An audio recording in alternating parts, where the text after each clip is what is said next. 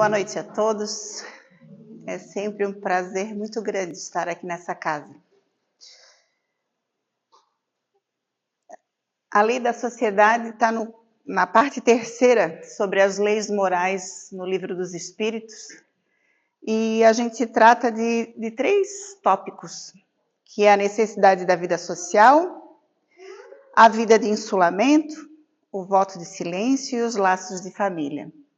Realmente, como disse nosso irmão, é assunto muito importante. Mas, se a gente for verificar o Livro dos Espíritos, ele inteiro é necessário, né? Começamos então com a necessidade da vida social, com a pergunta 766. A vida social está em a natureza? Pergunta-se aos espíritos. Certamente Deus fez o homem para viver em sociedade. Não lhe deu inutilmente a palavra e todas as outras faculdades necessárias à vida de relação. Se Deus nos deu a faculdade de falar, de pensar, obviamente é para que a gente utilize ela de alguma forma. Então não tem sentido que a gente viva sozinho. De alguma forma, a gente sempre vai ter a relação com o nosso próximo. Seja no nosso trabalho, no nosso lar, ainda que a gente possa morar sozinho, a gente vai precisar ir no supermercado, na farmácia, ir no médico. E até mesmo aqueles que são privados da fala ou da audição, de alguma forma encontram o seu meio de se comunicar. É por gestos, né?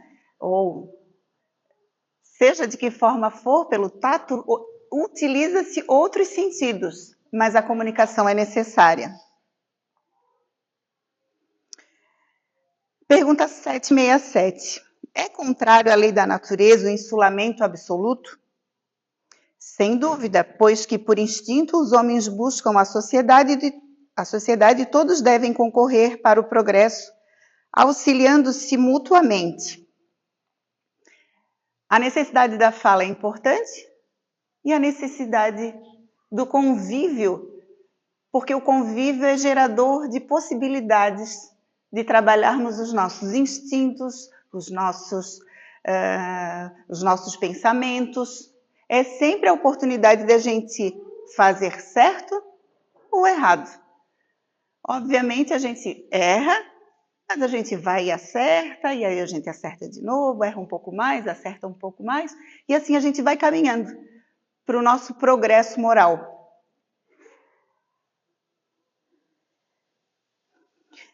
Pergunta 768. Procurando a sociedade, não fará o homem mais do que obedecer a um sentimento pessoal, ou há nesse sentimento algum providencial objetivo de ordem mais geral? E os espíritos respondem, o homem tem que progredir.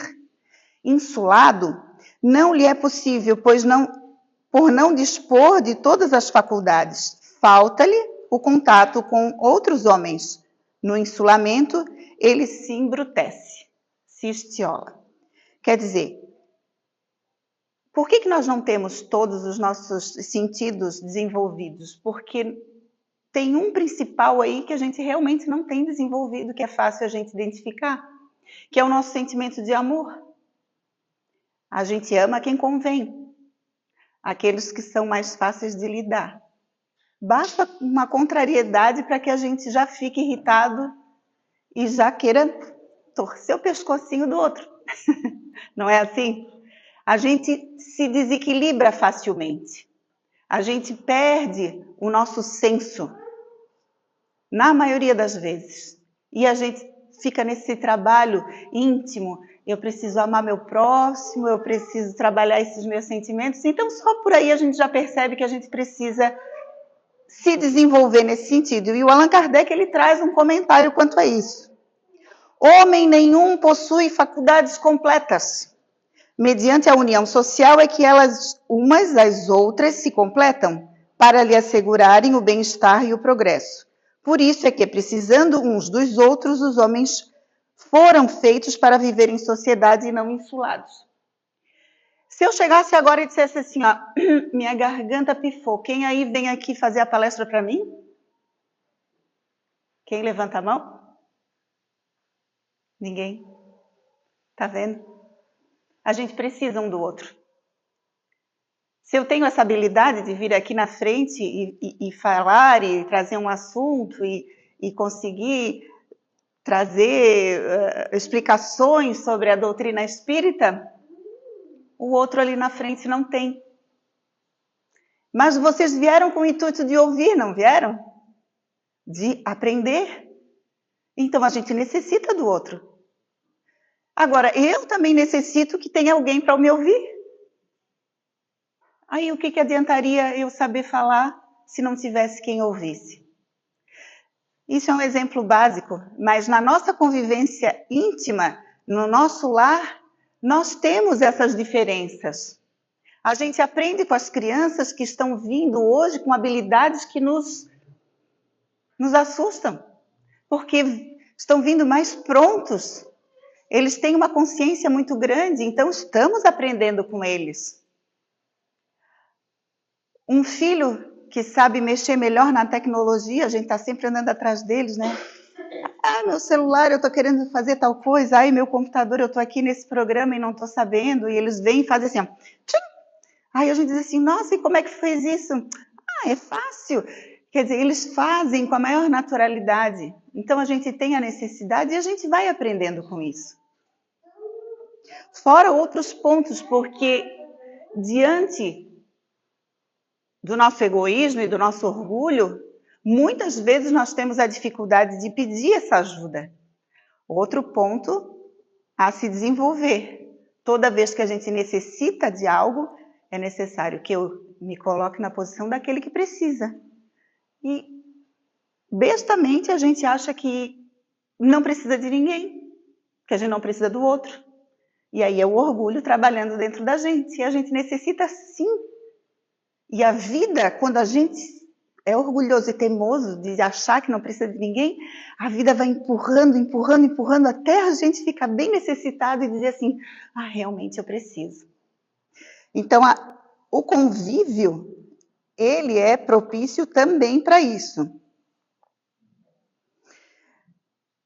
Por que da necessidade da vida social? A pergunta 769. Concebe-se que, como princípio geral, a vida social esteja na natureza. Mas uma vez que também todos os gostos estão na natureza, por que será condenável o do insulamento absoluto, desde que cause satisfação ao homem? Quer dizer, por que o homem não pode viver lá sozinho, de repente, se ele se sente bem com isso? Aí os espíritos respondem assim, ó. Satisfação egoísta. Também há homens que experimentam satisfação na embriaguez. Merece-te isso aprovação? Não pode agradar a Deus uma vida pela qual o homem se condena a não ser útil a ninguém. Outro ponto. Sermos úteis. É tão bom ser útil. Né? É tão bom. Quer ver a utilidade das coisas mais simples? Hoje está frio e eu me lembro que quando eu era criança, que a gente chegava da escola e a minha mãe tinha em cima do fogão uma panela gigante de sopa quente. Aquela sopinha feita por mãe que nenhum outro lugar a gente encontra com gosto igual. Também é essa troca de sentimentos a convivência. E aí traz para a gente essa coisa de se poder estar junto, de poder dividir, de poder trocar, de poder conviver e trazer sentimentos que nos remetem lá na frente, depois a gente lembra e aquilo ainda tem um processo dentro do nosso coração de amor. Aquela lembrança te traz alegria. E quanto a gente está precisando disso hoje? E será que eu estou fazendo isso para o meu próximo, para que ali adiante ele possa se lembrar de mim com essa satisfação? Que ele possa despertar dentro do meu coração um sentimento de bondade e de amor? Foi isso que Jesus fez. Lá atrás, com todo o exemplo que ele deu, ele não escreveu nenhum livro, ele não levantou nenhuma igreja de pedra, ele simplesmente fez pelo próximo. E aí, quando a gente lembra das histórias dele, que são sempre recontadas, nos aquece o coração. A pergunta 770. Que se deve pensar dos que vivem em absoluta reclusão, fugindo ao pernicioso contato do mundo? Os espíritos respondem curtinho. Duplo egoísmo. Porque é fácil. Se a gente ficar sozinho dentro de casa, obviamente eu não ia aguentar, porque a solidão muito grande, aí a gente já sente falta do barulho, do burburinho, das vozes. Mas assim, tem gente que gosta. Só que viver sozinho dentro de casa, a gente não discute com ninguém. Ninguém te contraria. Aí é fácil. Da mesma forma que é fácil assim, a gente amar, tem uns 2 filhos. Um é bonzinho, vai para a escola, faz os deveres, tu não precisa chamar atenção. Meu Deus, como é fácil amar esse filho. Mas como eu tenho dificuldade com o outro que não quer ir para a escola, que não quer estudar, que tem dificuldade, que reclama, que bate de frente. Aí se torna... É filho, mas é difícil. As mães só disfarçam e dizem assim, não, eu amo tanto, amo tudo igual. Não, é difícil. Não é? É difícil.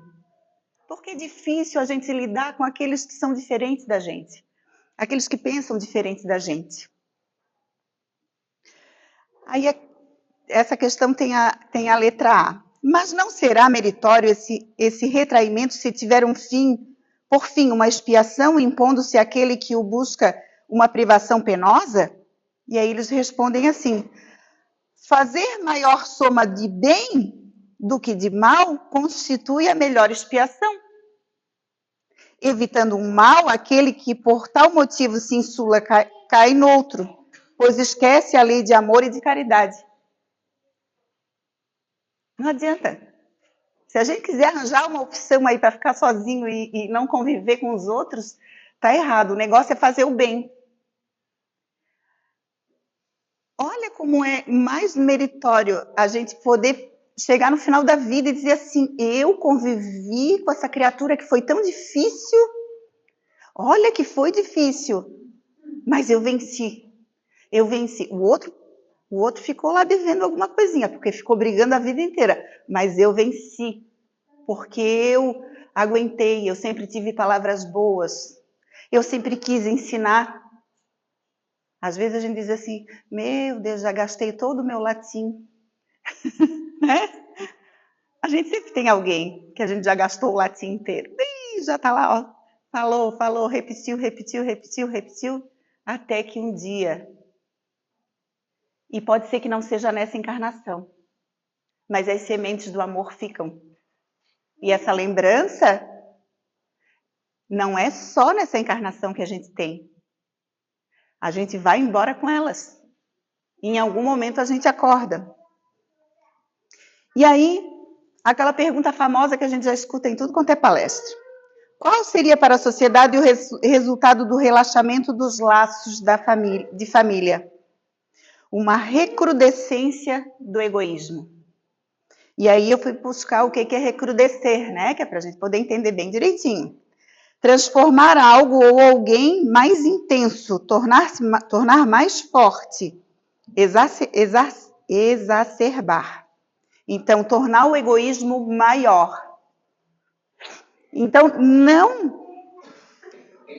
o laço de família, ele é o primeiro, o nosso primeiro vínculo social é a nossa família.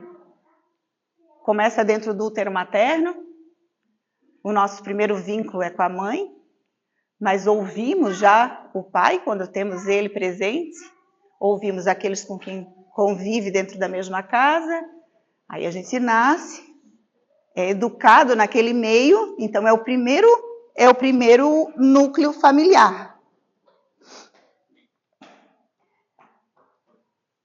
A família ela é a oportunidade do nosso aprendizado. porque abre ao diálogo e ao convívio com as diferenças. Quando sou autoritário, não trabalho as possíveis contrariedades de pensamento e a oportunidade da compreensão. E quem eu sou na rua? Sou aquele educado? Que pede por gentileza? Bom dia, boa noite, tudo bem? E aí, quem que eu sou em casa? Será que eu sou autoritário? Arrogante? Será que só o meu pensamento é o que vale? Isso que a gente tem que pensar. Se a minha primeira sociedade que Deus me coloca é a minha família, é ali que eu tenho que ter a maior paciência, a maior dedicação e a maior educação. Se não for por amor, porque a gente traz as reminiscências do passado, a gente sabe, mas que seja porque Jesus nos ensinou assim. E não é assim que a gente aprende com o pai e com a mãe, filho. Eu te ensinei assim, a caminhar no caminho reto. É assim que a gente tem que fazer. E aí que está a nossa luta e aí que vai ter o nosso maior mérito. Normalmente na rua, a gente mostra como querem que nos vejam. E em casa, a gente se mostra como é. Às vezes grosseiro, com falta de paciência, passou o dia inteiro controlado. Chega dentro de casa, a gente perde as estribeiras porque a gente está num lugar nosso. É um território nosso em que a gente pode se mostrar. E ali é que o valor do nosso empenho é maior. Miramês diz assim, quem se apega somente em combater o erro alheio, nada apresenta em favor dos que padecem. Eles desejam defender aquilo que eles mesmos desconhecem. Eles, como diz a sabedoria popular, coam um mosquito e engolem um camelo. Aí ela diz uma coisa muito séria. Ela traz assim que a família é o alicerce da sociedade. Nela se assenta a base da harmonia dos povos. Como preparar homens de valor para o amanhã sem essa base?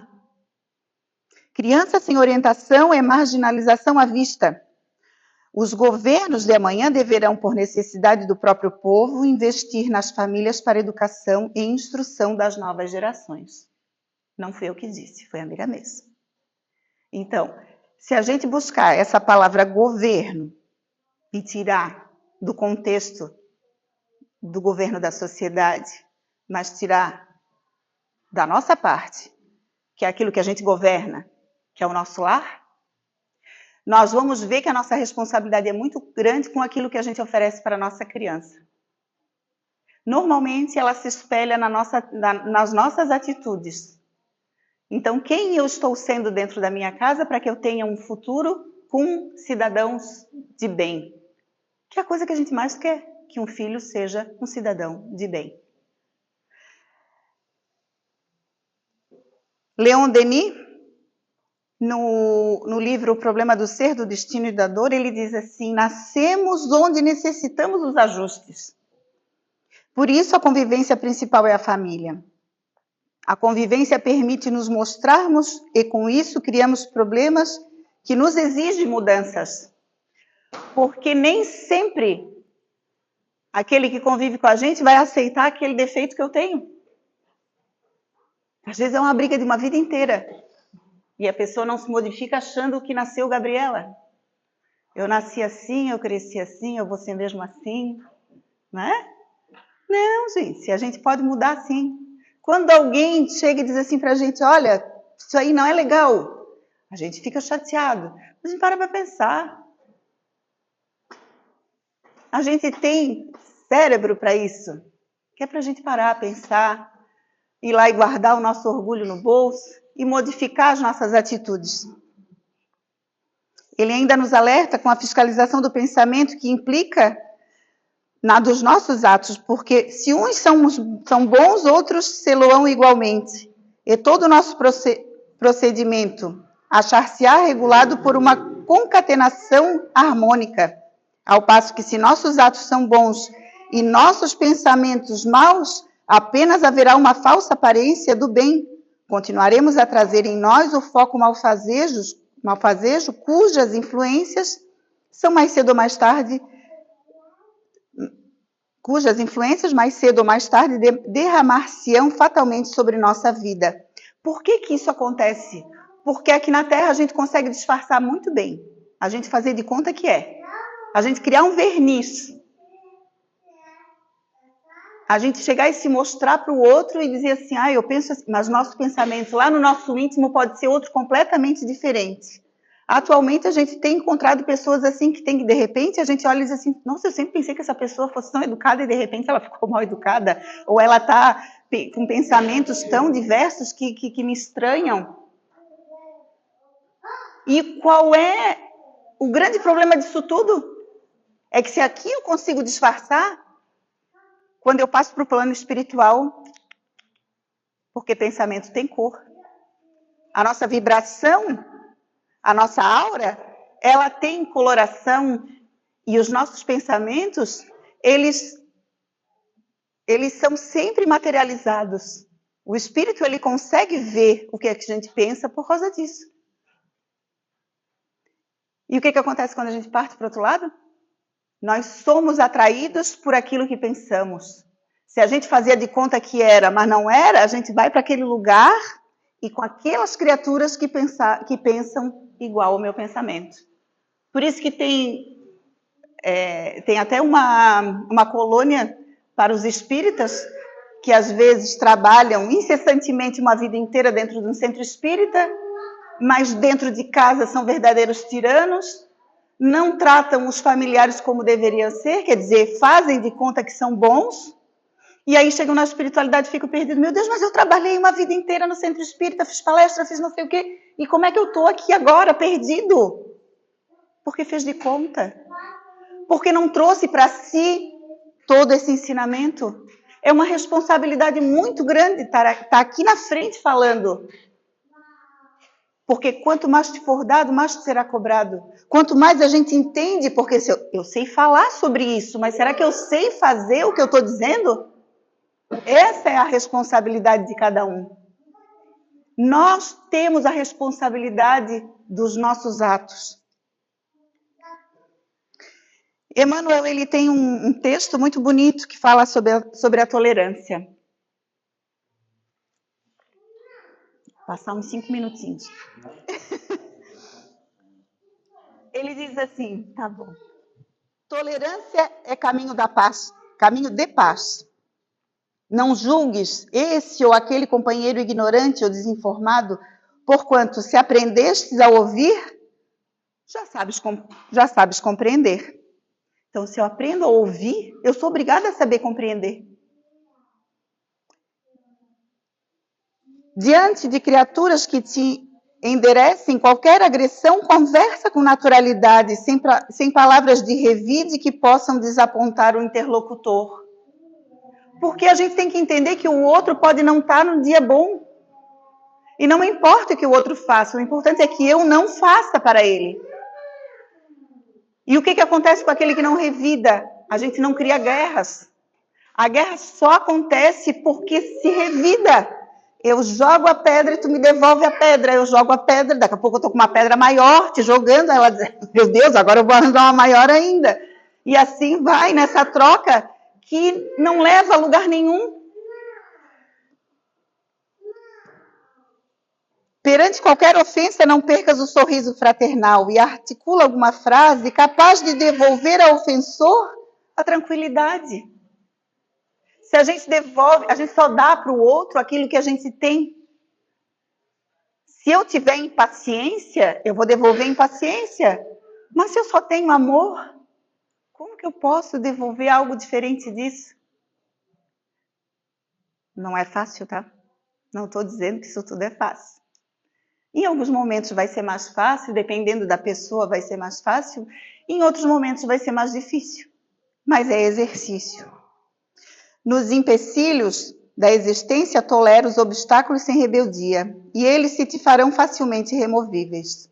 No serviço profissional, suporta com paciência o colega difícil e aos poucos, em te observando a calma e a prudência, ele mesmo transformará para melhor as próprias disposições. Assim é com nossos Todo mundo fica preocupado porque chega muito na casa espírita dizendo assim, meu Deus, eu estou com um obsessor. Vocês não acham que eu estou com um obsessor, que tem alguém me atrapalhando a vida? Essa é a pergunta que a gente escuta muito no atendimento fraterno. É por causa disso, porque a gente sempre acha que a culpa está no outro, né? Mas nós somos a vibração, a condução das coisas que acontecem para a gente é de acordo com aquilo que a gente fala e com aquilo que a gente pensa. Então, se o outro vem me ofender, eu devolvo com tranquilidade, ele se cansa. Se a gente tiver um obsessor, o obsessor também se cansa. O obsessor não gosta de quem fica lendo livro espírita, de quem arruma a casa, de quem arruma armário. Eu, quando fico muito perturbada da minha mente, eu acho bem engraçado. Eu vou para o armário e começo a dobrar roupa, que a gente normalmente não consegue nem ler, nem orar, quando a cabeça está muito perturbada. E é difícil, na maioria das vezes. Em família, tolera os parentes menos simpáticos e com teus exemplos de abnegação, conquistarás de todos eles a bênção da simpatia. No trânsito público, não passes recibo aos palavrões que alguém te dirija, evitará discussões, consequências imprevisíveis. A gente sempre está pensando que o outro está...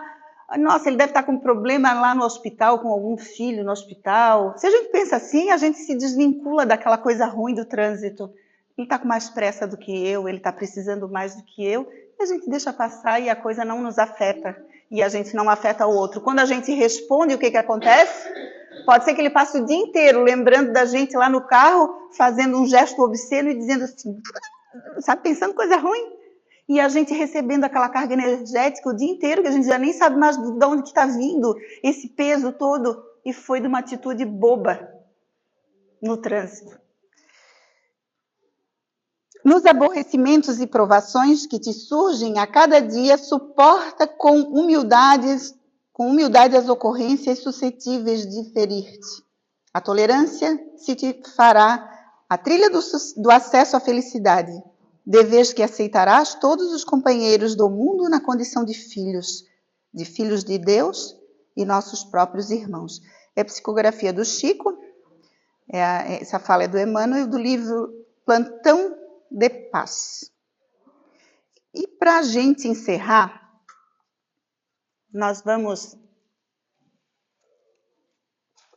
a gente precisa ter,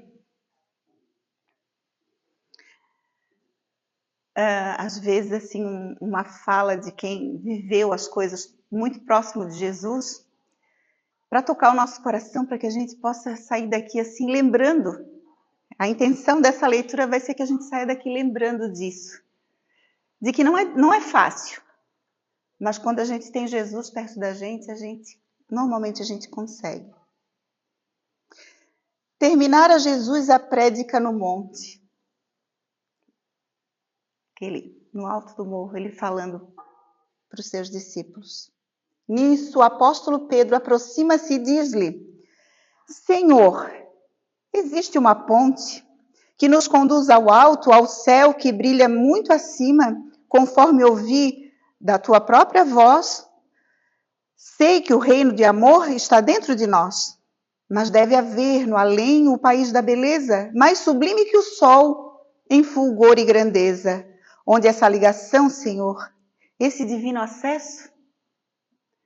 Jesus silenciou como entrando em recesso, da palavra de luz que lhe fluía a jorro, circunvagou o olhar pelas pedras do morro e depois de comprida reflexão, falou ao companheiro, ouve, Simão, em verdade essa ponte que imaginas existe para a vida soberana, mas temos de atingi-la por estrada, que não é bem a antiga estrada humana. Como será, Senhor, esse caminho? Tornou Simão a perguntar, e Jesus respondeu sem hesitar. Coração que a escolha às vezes vai sozinho, e quase que não tem senão renúncia e dor, solidão e amargura. E conquanto pratique e viva a lei do bem, sofre o assédio do mal que o vergasta procura, reduzi-lo à penúria e ao desfalecimento. Essa ponte de luz para a eterna vitória conhecerá de perto o sofrimento e há de saber amar aos próprios inimigos. Não contará percalços nem perigos para servir aos semelhantes.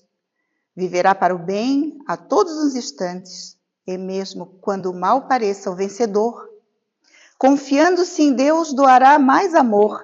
E ainda que a morte, Pedro, se lhe imponha na injustiça, ferindo-lhe a vergonha, aceitará pedradas sem ferir.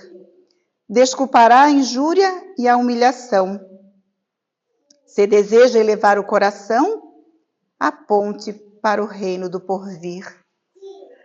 Alguns dias depois, o Cristo flagelado, entregue à própria sorte, encontrava na cruz o impacto da morte, silencioso, sozinho, desprezado. Terminada que foi a gritaria da multidão feroz naquele dia, ante o céu, anunciando aguaceiro violento, Pedro foi ao Calvário. Aflito e atento, envergando o disfarce, queria ver o mestre, aproximou-se para sentir-lhe o extremo desconforto. Simão chorou ao ver o amigo morto. E ao fitá-lo, magoado longamente, ele ouviu de repente uma voz a falar-lhe das alturas. Pedro, segue, não temas, crê somente. Recorda os pensamentos teus e meus. Esta cruz que me arrasta e me flagela é a ponte que sonhavas, alta e bela, para o reino de Deus. Se a gente acha que a gente vai alcançar esse patamar das alturas, sem a dor, sem o sofrimento, sem o nosso empenho, estamos todos enganados. É o nosso esforço que vai nos levar até lá. E no dia que isso acontecer, a gente vai atravessar essa ponte. E lá do outro lado vai estar Jesus, esperando de braços abertos, não mais crucificado, mas dizendo, vem, tu vencestes todas as dores da terra. Muito obrigada a todos.